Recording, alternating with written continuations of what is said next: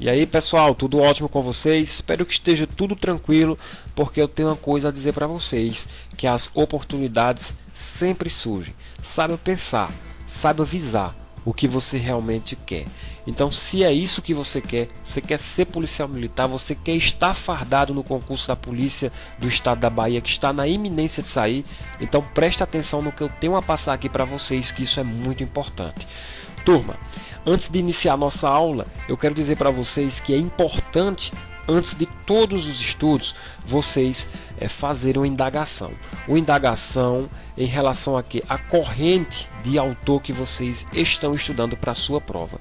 Um exemplo, o professor Adriano, ele segue aqui 2 autores na geografia. Igualmente na história, igualmente no português. Tem professores que seguem lá a corrente de um determinado gramático. Em direito administrativo ou penal, segue o professor fulano de tal.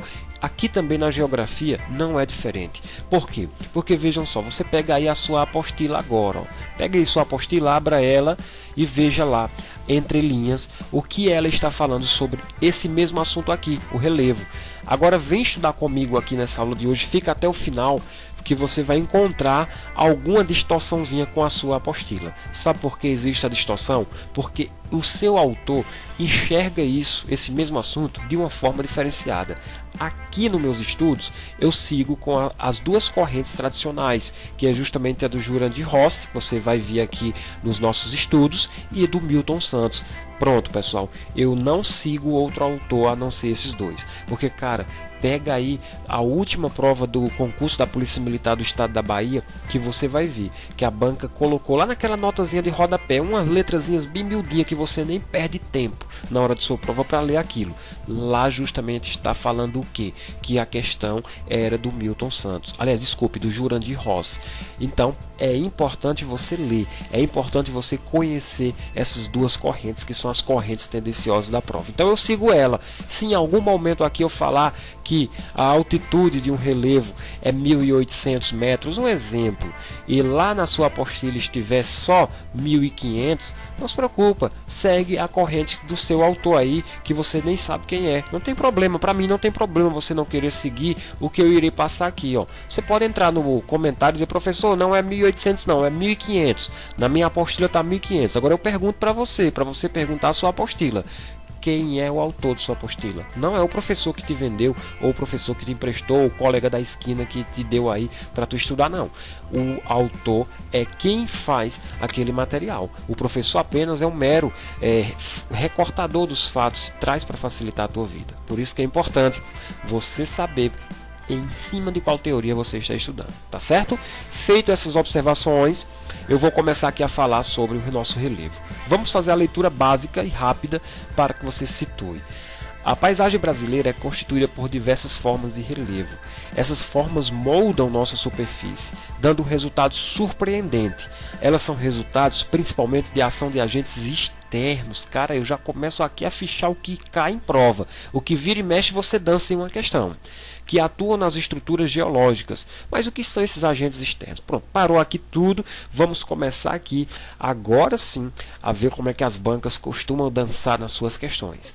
Olha só, quando eu falo para vocês de relevo, eu tenho que fazer associações com agentes externos. E aqui, agentes externos é a forma mais fácil para deixar isso aqui bem didático para você na hora da prova. Na hora da prova a banca não vai dar moleza, independentemente, cara, qual seja a sua banca. Se seja a IBFC, a AOCP, CESP, qualquer FCC, o conhecimento vai ser o mesmo. O que muda de uma banca para outra é a dificuldade, é a malícia que a banca vai utilizar na questão. Então, quando eu falo para vocês aqui, ó, agentes externos que atuam nas estruturas geológicas, eu aqui de cabeça já poderia montar uma questão estilo CESP. Um exemplo: agentes externos não são responsáveis pelas estruturas geológicas do nosso relevo. Certo ou errado? Você marcaria lá, ó, um erradão. Por quê? Porque os agentes externos, eles atuam sim. Eles atuam nas estruturas geológicas do nosso relevo. São chamados as forças exógenas. Mas e aí? Você sabe o que é justamente agentes externos? Vou convidar você para destrinchar aqui justamente o intemperismo, que é um dos agentes externos que tem duas subdivisões. A primeira subdivisão é o intemperismo físico, está fichado com vocês aqui no monitor, e a segunda é o intemperismo químico. Opa, professor, não sabia disso aí. Pois nota, cara. Nota, porque isso aqui é o que a banca vai cobrar, cara. Não tem outra coisa aqui a cobrar com dificuldade. Olha, os meninos começam a estudar relevo, fala só de altitude, fala só de relação, mas eles não se atêm a pegar as características, não se atêm a saber o que modifica o nosso relevo. E o que modifica o nosso relevo é justamente o que? É esse fator exógeno. Esses fatores exógenos, eles modelam o nosso relevo, tanto o intemperismo quanto a erosão. Então, o que é intemperismo, professor Adriano? Antes de ir para físico-químico, intemperismo é o conjunto das ações, está aqui o significadinho bem bonitinho, ó, das ações, fenômenos físicos, fenômenos químicos que alteram e degradam as rochas. Questão de prova: intemperismo age somente no fator químico, certo ou errado? Errado. E o fator físico? E se ele te perguntasse o que é o fator químico ou o fator físico e te pedisse para diferenciar? E aí, como é que seria? Tá aqui também no quadrinho aqui, ó, 02, ó. Nesse quadrinho 02 está justamente o significado de intemperismo físico e químico. Intemperismo físico é quando existe, olha aqui, ó, é quando existe a desintegração, palavra-chave, do material rochoso. Mas não, pessoal, não existe alteração de sua composição. Olha só que lindo, cara. Olha só que bonito isso aqui para você anotar no seu post-it e apregar aí na sua banquinha de estudo, na sua mesinha, no seu laboratório de aprovação, ok? Intemperismo físico é justamente aquele que age na rocha, no relevo, mas, olha só, há desintegração do material rochoso, mas nunca eu posso afirmar, mas não há alteração da sua composição, ou seja, o material rochoso sempre vai ter a sua composição física, ok? Professor, quais são os fenômenos naturais que agem nesse intemperismo físico? Exemplo, pessoal, o vento, o sol e a chuva. Agora, questão de prova, viu? Isso é uma questão bem tendenciosa. Qualquer chuva, não. Qualquer chuva, não. A chuva, quando a banca lá no seu caput da questão falar de chuva, é chuva, acabou. É a água pura. Agora, quando a banca falar de chuva ácida, aí já não é mais o intemperismo físico, e sim o intemperismo químico, porque aquela acidez que tem, todos os gases que vêm ali na chuva, é justamente um fenômeno químico que altera, porque aqui no intemperismo químico nós já temos uma definição diferenciada, é onde há a decomposição do material, igualmente lá também no intemperismo físico há a desintegração ou decomposição do material das rochas e alteração em sua composição. Aí a diferença é aqui, ó, há alteração em sua composição e lá, ó, não há alteração de sua composição. Então saiba aí já de qual diferenciar intemperismo físico do intemperismo químico, porque isso, Carol, você mata qualquer questão porventura que venha cair na sua prova, que seja difícil, porque esse assunto aqui é o assunto mais top dos tops, dos difíceis que eu tenho para apresentar para você. Se eu colocasse uma questão sobre isso, eu garanto que quem dissesse que essa questão era fácil, porque já está estudando com o canal Historiografando e viu nossa aula, ou simplesmente um aluno expert que já vem aí de várias PEAs em concurso público e conseguiu travar o caminho das flores, o caminho correto para se estudar, ok? Então, turma, só dando um resumão aqui nesse nosso slide para mim ir para o próximo e deixar esse aqui já matado as questões que porventura possa cair em cima disso. Repetindo, refrisando aqui com vocês, ó, os agentes externos, eles atuam sim nas estruturas geológicas. Professor, quais são os agentes externos? Pessoal, eu tenho aqui, ó, apresentado para vocês dois, o intemperismo e a erosão. A gente vai falar aqui no YouTube somente sobre o intemperismo. O intemperismo que ainda tem duas subdivisões, que é o intemperismo físico e o intemperismo químico. O químico, você lembra que ele altera a composição, o físico não altera. No físico, que tem igual, ou seja, semelhante ao químico, é somente ali quando eu falo que há a desintegração do material rochoso, que há a decomposição do material rochoso, ok? Somente isso. Professor, entendi, ó, peguei a questão, matei, não erro mais isso em prova. É bom mesmo não errar, porque isso tem tendência a cair. E aqui eu estou apresentando para vocês uma gravura. O aluno lá da plataforma me perguntou: Adriano, tem possibilidade da banca cobrar somente a figura? E me perguntar se isso aí é um intemperismo físico ou intemperismo químico? Jamais. A banca não está lesada não de fazer isso não. Por quê? Porque não tem como você simplesmente por uma figura, por uma gravura, analisar se isso aí tem interferência física ou só química. Ou pode ter interferência dos dois. Isso aí está jogado na natureza, cara. Esse relevo está na natureza. Pode ter chuva ácida aí, eu não sei se caiu e mudou a alteração de composição. Então é impossível, não se preocupa com isso não, tá ok? No mínimo ele vai colocar uma imagem, se ele colocar uma imagem dessa, ele vai perguntar se isso aí tem alguma relação com as formas de modificação do relevo, conhecido como intemperismo, e você vai lá e mata sim essa questão. Olha pessoal, é bom notar, viu? É bom você notar tudo o que eu estou fichando aqui para dar facilidade. Desenha aí teu mapa mental, faz o teu bizu se você não consegue adaptar-se ao meu, porque o que importa aqui é você sair daqui aprendido, mesmo na unha mesmo, ok? Olha, o relevo brasileiro, pessoal, é o que caiu, cara, em concurso público, é o que vem caindo aí nas provas tradicionais. As provas, elas não conseguem inovar, elas têm medo de mexer nas questões e justamente a questão ser anulada. Então ela vai repetir novamente. Olha o que eu estou dizendo para vocês. O relevo brasileiro, ele é muito antigo, aqui eu fiz com vocês, e bastante desgastado. Estou falando não é pouco desgastado, eu disse é bastante desgastado. As principais unidades do relevo brasileiro são as principais, ó, planaltos, planícies e depressões. Todas as unidades do relevo aqui apresentada é justamente o que eu traço em cima do professor Jurandir Rossi. Sempre faço questão de colocar aqui, ó, meu material é baseado em cima dele. Três principais critérios nessa classificação nós temos. Qual é? É o critério morfoclima, paleoclima, morfoestrutura. Professor, palavras feias. Como é que eu vou decorar isso aí, cara? Calma, relaxa.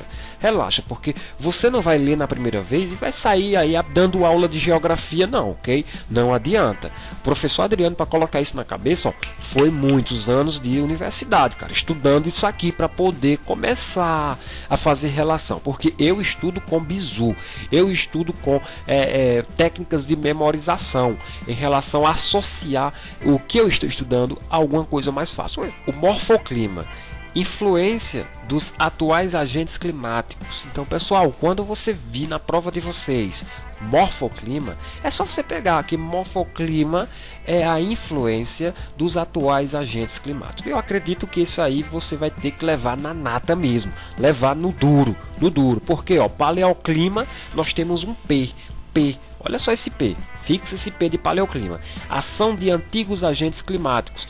P de passado, antigos agentes climáticos. Paleoclima, opa, P de passado, antigos agentes climáticos. Morfoestrutura, vem justamente lá do português, aonde você estudou, eu não sei se você chegou a ver morfologia, que é a morfologia, a estrutura das nossas palavras. Então, morfoestrutura é de origem geológica, ou seja, vem da estrutura geológica. Pronto, turma. Pegou esses três, não tem o que errar mais em prova. E tá aqui as três classificações do nosso relevo: planaltos, planícies e depressões. Olha só aqui, começando com o nosso planalto. Planalto, vamos trabalhar todos os três aqui, tá ok? Não vai sair aí que nem um louco querendo pegar todos os planaltos, porque aqui eu vou abordar com vocês somente os principais que têm tendência a cair em prova de vocês. Quando vocês vão estudar lá digamos lá na atualidade com o professor Caio, a economia, os fatores históricos e relevantes da nossa economia, você não vai estudar os 200 e tarará países que existem. O professor Caio vai fazer um recorte, ele vai estudar com vocês somente aqueles assuntos da economia mais, digamos, emergentes, mais ativas no momento. É China, é Rússia, Japão, Estados Unidos, Brasil, olha lá, ok? E alguns países europeus também. E aqui também não é diferente, aqui o professor fez um recorte. Os planaltos são 11, nós temos 11, mas aqui nós vamos falar entre eles os mais extensos, que são os planaltos da Chapada da Bacia, ok? Vai notando aí, do Paraná, os planaltos e chapadas do Parnaíba, vai notando, planaltos e Serra do Atlântico Leste, ok? Lembrando que eles têm características, e é isso que a banca quer saber de você. Ele não vai perguntar quantos tem, quantos serão, não. é justamente as características. Característica 1, sofre a ação dos agentes externos, que nós já vimos agora há pouco. Não vem dizer que eu não falei disso. São muitos desgastados, também falamos agora há pouco. E por que você erra esse tipo de questão em prova? Isso aqui não entra na minha cabeça. Não tem mais como errar. Um planalto é definido como uma região plana, o nome já diz, já entrega, com altitudes elevadas em relação ao nível do mar. Apesar de elevadas, essas altitudes são consideradas medianas. Oxe, professor, não entendi. O senhor acabou de falar que são elevadas e agora já é mediana. Se comparado com as demais formas que nós temos de relevo, ela é considerada mediana, mas ela não deixa de ser elevada. É a mesma condição, cara. Você é o gostosão, vamos lá, coloca aí. Mas só que você sabe que na sua rua tem os gostosões. Entendeu, pessoal? Então isso é importante, você fazer a assimilação. Você se acha o importante na sociedade. Se acha gostosão aí, né? Passou no concurso da polícia, mas lembra, viu? Que dentro da sociedade você pode ser o grande, mas tem maiores do que você, ok? Lembre-se disso. Então, eu já disse para você aqui que, estando entre as montanhas e planícies, faz de conta que aqui é o 1 e aqui é o 3. E você está aqui, cara, ó, se achando. Mas, lembrando, você é elevado, né? Mas só que você é considerado mediano nos meios dos grandes. Tá ok, pessoal? Lembra desse bizu? Tá aqui o relevo de vocês, apresentando toda a estrutura. Não sai aí que nem um louco querendo decorar. No máximo, uma leitura para desencargo de consciência. E eu trago aqui o assunto da última prova. Nós tivemos uma questãozinha parecida, igual a esta. Fácil e tranquila. Questão show. São resultantes da deposição de sedimentos recentes de origem marinha, lacustre ou fluvial. A, B, C ou D. São resultantes de deposição de sedimentos recentes de origem marinha, lacustre ou fluvial. Aí você não me erraria uma questão dessa. Por quê? Porque você sabe que isso aí é o assunto de planícies. São características que são importantíssimas para a tua prova, iguais às que eu já dei. Aqui é só um resumo, tá, galera? O material completo está na descrição, o link para que você venha estudar comigo. Adquira um dos nossos cursos da plataforma clicando no link abaixo, porque aqui só é um resumo. A gente ainda vai falar sobre as características das planícies, das depressões, características maiores ainda que poderão vir na sua prova, além das que eu já taxei até aqui, que são aquela questão, origem marinha, lacustre, fluvial, deposição de sedimento. Tudo isso nós iremos ver no nosso curso ao longo das aulas, caso você queira estar comigo. Forte abraço para você, conto com você aí inscrito no canal Historiografando. Até o nosso próximo evento a qualquer momento. Se inscreva, comente, curte e compartilhe. Valeu, pessoal!